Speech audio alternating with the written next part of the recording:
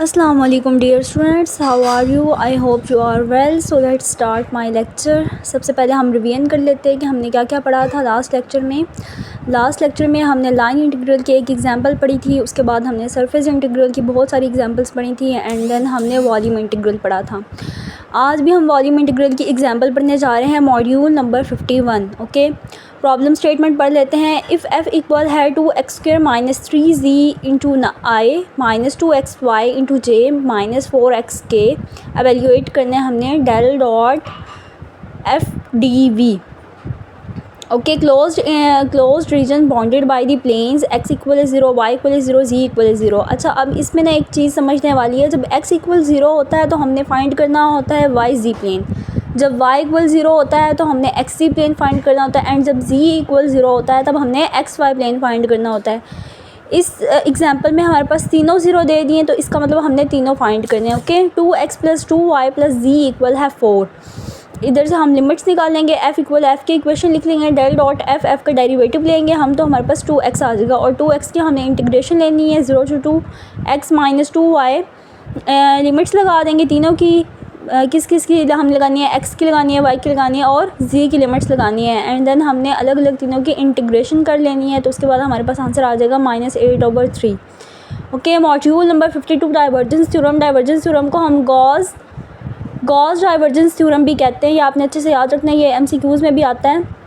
Problem statement है if states that if R is the region bounded by a closed surface S and A is a vector point function with continuous first partial derivative, then a dot n ds equal है triple integral del dot a dv के। Okay, ये आपने याद रखना है। Where unit vector n is outward drawn unit normal to s। r हमारे पास क्या होता है, रीजन होता है, s हमारे पास सरफेस होता है। ओके, r जो हमारे पास होता है वो प्रोजेक्शन होता है। ओके, प्रोजेक्शन मीन्स जो साया बनता है सरफेस का। उसके बाद हम प्रूफ देख लेते हैं। ए किसके इक्वल है, vector a1 plus a2 plus a3 के इक्वल है। ओके, हम इसमें पुट कर लेंगे, लिमिट्स का इंटीग्रेशन लगा लेंगे। इक्वल है triple integration partial a1 over partial x partial a2 over partial y partial a3 over partial z dv। अब ये देखिए, फिगर देख लें, S1 और S2 टू पार्ट्स बना दिए सरफेस के और ये R हमारे पास क्या आ रहा है, प्रोजेक्शन आ रहा है। ओके, हमने S1 फाइंड करना है और S2 फाइंड करना है। Partial A3 over partial Z, partial A3 हमने इसलिए लगाया क्योंकि हमने पार्शल Z फाइंड करें। ओके, पार्शल A1 और A2 हमने नहीं लगाए, पार्शल A3 हमने लगाया है क्योंकि इधर हमें बताया उन्होंने XY प्लेन हम सबसे पहले फाइंड करें। ओके, और ये हमें लिमिट्स दे दी गई हैं, z की दोनों लिमिट्स दे दी गई हैं। ये हम पुट्स करेंगे एंड देन हमने इंटीग्रेशन कर लेनी है। ओके, ये इंटीग्रेशन हमने कर ली, हमारे पास आंसर आ गया। ओके, ये अब किसके इक्वल आएगा, a3k dot n2 ds2। Okay, minus a3k dot n1 ds1। ये s2 का आ गया और ये s1 का आ गया। s1 के हमने साथ में माइनस लगाया है, डायरेक्शन जब चेंज होती है तो हम क्या लगाते हैं, माइनस लगाते हैं। ओके, ये दो a3k dot n2 ds2 plus a3k dot n1 ds1 दोनों का इक्वेशंस का कंपैरिजन करेंगे तो दूसरी इक्वेशन दूसरी साइड पे आके प्लस में हो जाएगी, इसलिए इधर ये प्लस आ गया। ओके, अब देखिए तो देखिए a3 हमने लगाया है तो k डॉट nds आया है, a1 लगाया है तो i आएगा, a2 लगाएंगे तो j आएगा और a3 का ऑलरेडी हमने पढ़ लिया k आएगा। तीनों को एक साथ हम लिख लेंगे। ओके, और फिर इन सब को कंबाइन करके हमारे पास फाइनल इक्वेशन ये बन जाएगी। ओके, चलिए जी नेक्स्ट पढ़ते हैं, module number 53 divergence theorem in rectangular form. Del dot A equal है पार्शल पर पार्शल एक्स पार्शल पर पार्शल वाई पार्शल पर पार्शल जी। आगे ए वेक्टर लिख लेना है, इनको मल्टीप्लाई करवा देना है, ए डॉट एन करेंगे, एन के साथ इसको मल्टीप्लाई करवा देंगे। ओके, अब इसमें देखिए रेक्टेंगुलर, उसमें हमने ना ये पढ़नी है coordinates, rectangular coordinate system and rectangular coordinates का कार्टेशियन कोऑर्डिनेट सिस्टम इसमें हमें पढ़ना है, इसलिए हमने कॉस थीटा लगाया। ओके, a1 में कॉस अल्फ़ा आएगा प्लस a2 में कॉस बीटा आएगा plus a3 cos gamma. Okay, इन सब को लगा के हमने इंटीग्रेशन साथ में लगा देनी है। नेक्स्ट हमारे पास है verification of divergence theorem by an example. Module number 54. Verify the divergence theorem. A equal है 4x minus 2y square plus z square taken over the region bounded by x square plus y square equal 4, z equal 0 and z equal 3. हमें limits दे दी हैं. Okay, a dot N D S simple हमने integration करनी है, कोई इसमें complicated चीज़ नहीं है. Del dot A D V okay, partial A one over partial x partial A two over partial y partial A three over partial z. तो हमने इंटीग्रेशन के साथ इसका पहले हमने डेल के साथ इसको मल्टीप्लाई करवा दिया, उसके बाद हम इसकी इंटीग्रेशन करेंगे. पहले इसका डेरिवेटिव ले लेंगे 4 माइनस 4y प्लस 2z. ये हमने डेरिवेटिव लिए क्योंकि हमने डेल के साथ मल्टीप्लाई करवाया था ना इसको, इसलिए हमने इसका डेरिवेटिव लिया. ओके, तो अब हमने इसकी लिमिट्स पुट करके हमने इसकी इंटीग्रेशन लेनी है. X square plus y square equal 4 for limits. अच्छा जी, फॉर लिमिट्स हमारे पास लिमिट्स इससे इक्वेशन से हम निकालेंगे. S1 हमारे पास क्या है, r is equal to 0, the top S2 r equal 3 and the convex portion S3 x square plus y square equal 4. then surface integral a dot nds equal है a dot nds1 plus a dot nds2 plus a dot nds3. तीनों को हमने combine कर लिया है. ठीक है, S1 हमारे पास क्या है, z इक्वल 0, n इक्वल है माइनस के, a इक्वल है 4x माइनस 2y स्क्र. इधर इक्वेशन हम लिख लेंगे. तो S1 हमारे पास किसके इक्वल आ जाएगा, 0 के इक्वल आ जाएगा. एंड फिर हमने S2 इसी तरह फाइंड करना है, z इक्वल 3 पुट करके, तो हमारे पास 36 पाई आ जाएगा. ओके, फिर x square plus y square equal 4 under root x square plus y square equal 2. इसको थोड़ा सिंप्लीफाई किया है तो हमारे पास यह आ गया. और radius of the base of the cylinder. Therefore the area of the base of the cylinder pi r square equal है, इक्वल किसके आएगा, 4 पाई के. A perpendicular to x square plus y square equal 4 has the direction del into x square plus y square equal है 2x plus 2y. n का हमने इस equation से unit vector ले लेना है. इसी से हमने जो है लिमिट्स निकालनी होती है और इसी से हमने क्या करना होता है, यूनिट वेक्टर लेना होता है. ओके, अब ये 2x प्लस 2y ये कैसे आया, ये हमने x square plus y square का हमने इस इक्वेशन का हमने पहले डेरिवेटिव लिया, उसके बाद हमने इसका यूनिट वेक्टर ले लेना है. ठीक है, a डॉट n दोनों को मल्टीप्लाई करवा देंगे, 2x square minus y cube आ जाएगा. फिर हमने इसकी इंटीग्रेशन लेनी है. ओके, इंटीग्रेशन लेंगे हम, इसकी लिमिट्स पुट करेंगे, हमारे पास 48 पाई इसका फाइनल आंसर आ जाएगा. 55 आज मॉड्यूल नंबर 55 है. Another example divergence theorem F dot N D V. F की इक्वेशन दे दी हमें, x equal 0, x equal 1, y equal 0, y equal 1, z equal 0 और c इक्वल. ये तो बिल्कुल ही आसान हो गया है. सिंपल हमें सीधी सी लिमिट्स दे दी हैं, बस हमने सिंपल इंटीग्रेशन लेनी है और लिमिट्स पुट करनी है एंड देन हमारे पास आंसर आ जाएगा. पहले एक डेरिवेटिव ले लेंगे, फिर इसकी हम इंटीग्रेशन में लगाएंगे, इसका डेरिवेटिव लेने के बाद फिर इसमें लिमिट्स लगाएंगे और बस जी हमारे पास 3/2 हमारे पास आंसर आ गई. तो बहुत ही आसान थी. देखिए सिंपल जो है ना, ये बहुत अच्छे से किया करेंगे. पेपर में जो है ज़्यादा लंबी नहीं आती, ज़्यादा कॉम्प्लिकेटेड नहीं आती, सिंपल आती हैं. बस थोड़ा सा उन्होंने घुमा फिरा के लिखा होता है और बहुत सारी चीज़ें उन्होंने दी भी होती हैं. एक दो ही चीज़ हमने फाइंड करनी होती है, तो इतनी आसानी से हमारा हो जाता है पेपर सॉल्व. अच्छा जी, 56 है. Further example 1 of divergence theorem. Del phi d we equal है phi unit vector and d S.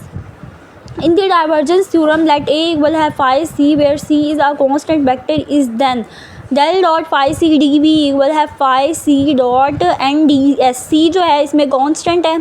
ठीक है, तो अब देखें, अब इसमें ना और कुछ भी नहीं करना, इसमें बस उन्होंने बहुत सारी 5-6 फॉर्म्स दे दिए हैं कि हमने इस तरीके से इसको लिख सकते हैं. पहले उन्होंने ये वाली फॉर्म दी, फिर उन्होंने ये बताया C dot del phi D भी, इसको हम ऐसे लिख सकते हैं. फिर उन्होंने कहा हम इसको ऐसे भी लिख सकते हैं. आगे भी देखें वही सी का कांस्टेंट है तो हम इसको बाहर निकालेंगे, फिर हमारी ये वाली फॉर्म बन जाएगी. ठीक है, उसके बाद बस यहाँ तक है, इसको सॉल्व नहीं करना, बस इसकी उन्होंने बताइए कि हम ऐसे इसको लिख सकते हैं. 57 में क्या है, जो divergence theorem del dot J equal है partial rho over partial T equal है 0, m इक्वल है रो डी वी. अब ये जो है ना लास्ट लेक्चर में मैंने आपको बताया था, rho x y z t moves with velocity v x y z t if there are no source और सिंक. Proof that. इसमें हमने क्या करना है, the time rate of increase of this mass partial m over partial t equal है partial over partial t rho d we equal है partial rho over partial t d v. इसको थोड़ा सा ना आगे सिंप्लीफाई करना है। ओके, लेट ए किसके इक्वल है velocity v at any point of a moving fluid, volume of fluid crossing d s in del t seconds equal है volume contain in cylinder of base d s and slant height b del t equal है b del t. बस इसमें ये put करनी है values b del t dot unit vector n D S equal है b dot unit vector n D s del T.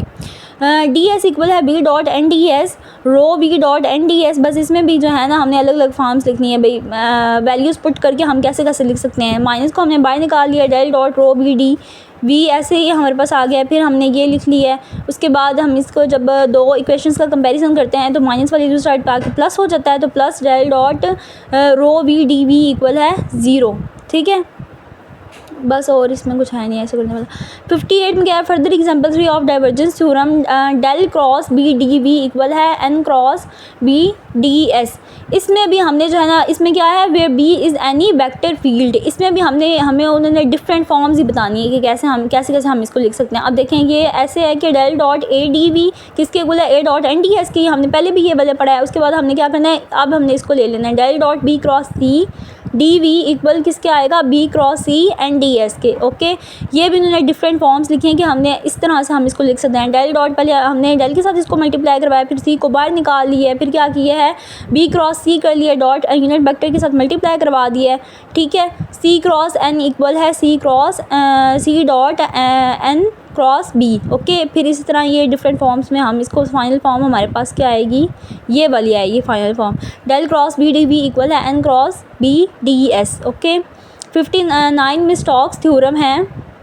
Stokes theorem में in words we can state Stokes theorem as the line integral of the tangential component of a vector function A taken around a simple closed curve is equal to the surface integral of the normal component of the curl of A taken over any surface S having C as its boundary। statement हमारे पास है states that if S is an open sided bounded by a simple closed curve C A dot G R equal है del cross A dot N D S के। ये closed form closed integral है। ठीक है, इसको हम double integral में लिख सकते हैं। ठीक है, del cross A एक वेक्टर A को हम क्या लिखेंगे del cross A dot N D S, इसको हम ऐसे भी लिख सकते हैं where C is traversed in the positive direction। A हमारे पास A1 A2 A3 के इक्वल हो जाएगा। बस इसमें हमने पुट कर देना है और हम इसको ये भी उन्होंने बताया कि हम इसको ऐसे क्लोज्ड फॉर्म में भी लिख सकते हैं। ठीक है, आगे क्या है जी del cross A1 I dot N D s. फिर इसका हमने डेल क्रॉस के साथ इसका मैट्रिक्स बना देना है। मैट्रिक्स हमने आगे थोड़ा सा सॉल्व करना है। ठीक है, आर किसके इक्वल होता है एक्स वाई जी की, ये मैंने आपको पहले भी बताया। एक्स वाई जी प्लस जी का जब हम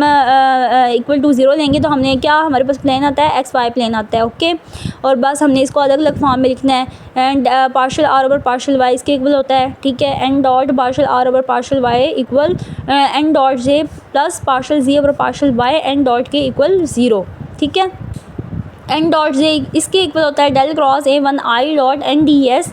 आगे हमने ये इक्वेशन लिख लेनी है, फिर इसको हमने थोड़ा सा सिंप्लीफाई किया तो हमारे पास ये आगे A1 इक्वल है x y f x y equal है एफ एक्स वाई।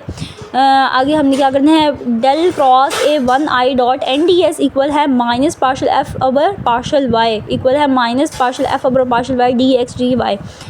ठीक है जी, लास्ट में हमारे पास क्या आएगा जी, ये हमारे पास फाइनल फॉर्म आ जाएगी डेल क्रॉस A3 के dot N D S equal है क्लोज इंटीग्रल A3 डी जी।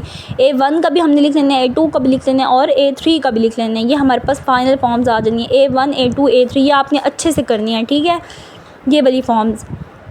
आगे क्या है जी 60 लेक्चर है Stokes theorem in rectangular form. Stokes theorem आ गया अब रेक्टेंगुलर फॉर्म में। इसका हमने रेक्टेंगुलर फॉर्म में आपको पता है कार्टेशियन कोऑर्डिनेट्स हम फाइंड करते हैं, तो हमने cos alpha cos beta cos gamma लगा लिया। पहले डेल के साथ ए को क्रॉस मैट्रिक्स बना लेंगे। मैट्रिक्स को थोड़ा सा सॉल्व करने के बाद हमने इसमें कार्टेशियन वो लगा देनी है cos alpha cos beta cos gamma. Okay, A dot G R के साथ हमने इसको मल्टीप्लाई करवाना है और बस इसका हमने एंड पर बताया कि क्लोज फॉर्म में हम इसको ऐसे लिख सकते हैं। मैट्रिक्स को हमने थोड़ा सा सॉल्व करना है तो हमारे पास ये वाली फॉर्म आ जाएगी। ओके, बस ही